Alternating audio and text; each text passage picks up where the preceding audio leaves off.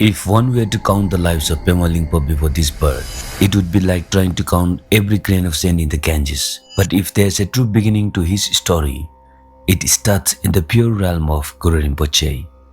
Having passed through many trials, he was reluctant to return to this world. Yet Guru Rinpoche sent him back with a great purpose.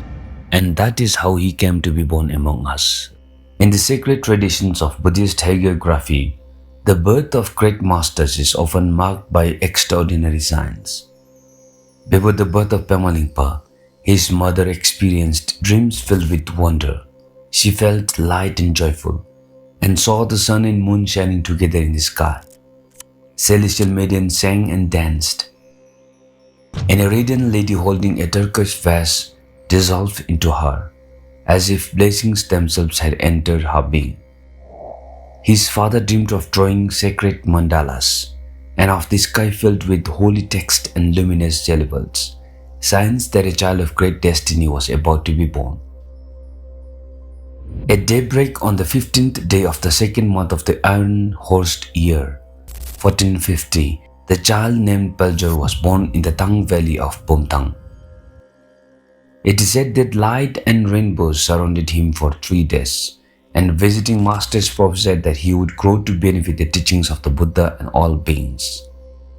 As a child, he lived with his grandfather at Manikumpa, where he learned skills such as smithery and carpentry. Though sometimes described as strong-willed and unconventional, he showed remarkable intelligence, learning quickly without formal training and memorizing sacred texts with ease. To honor the great 13th Pema Lingpa, my friend Kinley and I are setting out for Taming Monastery, the sacred place where he spent the final 20 years of his life.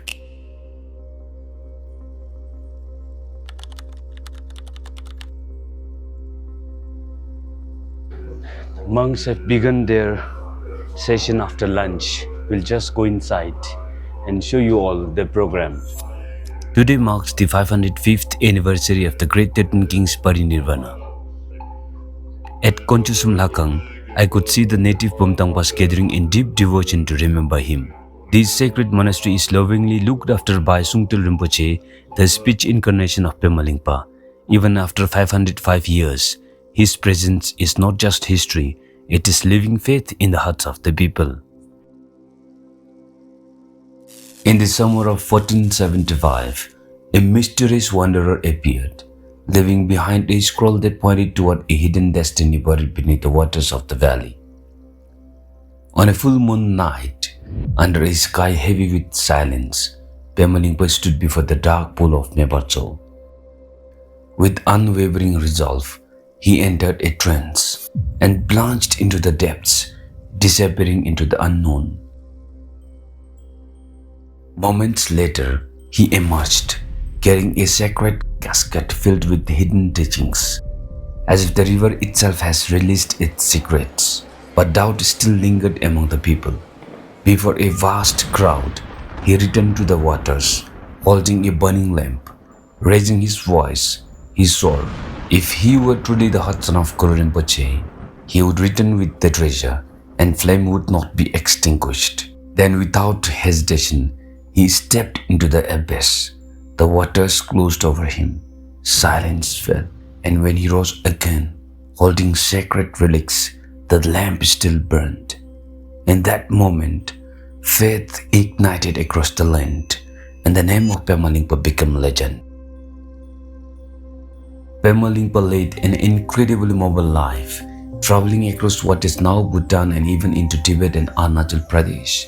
Early on, his journeys were driven by the search for hidden treasures, but later he traveled to teach, bless disciples, and perform rituals. His travels weren't small. He made over 24 trips north to Lodrak in Tibet, and even went far east to Monyul, visiting kings and attending weddings.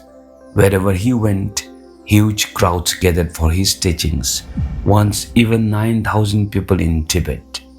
His fall was ranged from local chieftains to Tibetan prefects, and many stories tell of skeptics being converted through the miraculous discoveries. In Tibet, Halung became his main base, and even his later incarnations were known as Halung Sungtrul. Pema Lingpa wasn't just a traveler, he was a bridge between people, kingdoms, and faiths, leaving a legacy of devotion, blessings, and stories that still inspire thousands today.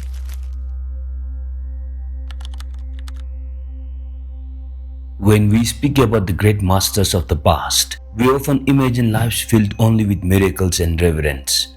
But the truth is, like many enlightened masters before him, Pema Lingpa also walked through storms. His life was not easy. There were people who called him a charlatan. Some whispered that he was a womanizer. Others even accused him of being a sorcerer. There are stories that in certain places he was denied permission to marry. There were times when circumstances prevented him from revealing treasures. Not everyone believed in him.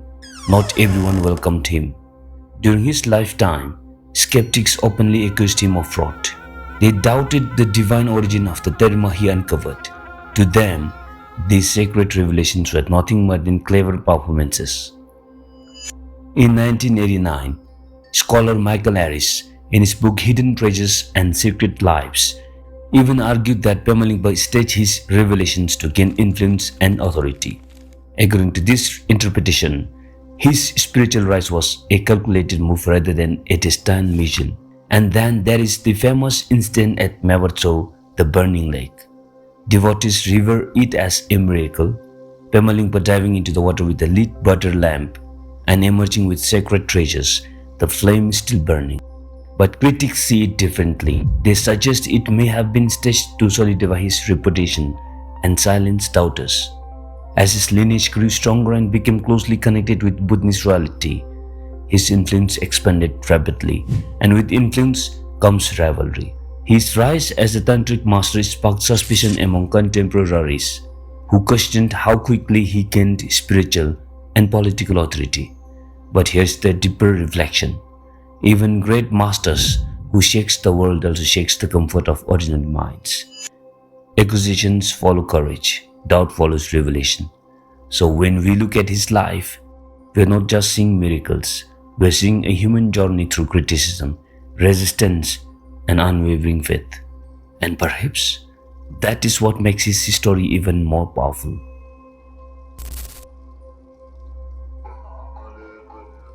He was born different for one reason, to push us beyond our limits, beyond our fears, and beyond the ordinary.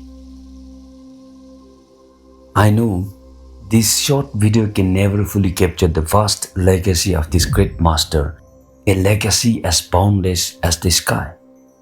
Today, I simply wanted to remind you of the kind of soul this world was blessed to receive. We will meet again in another beautiful story of the great masters. And as always, if there's a next time, I'll see you in the next vlog. Until then, take care of yourself. Bye for now. Bye for now.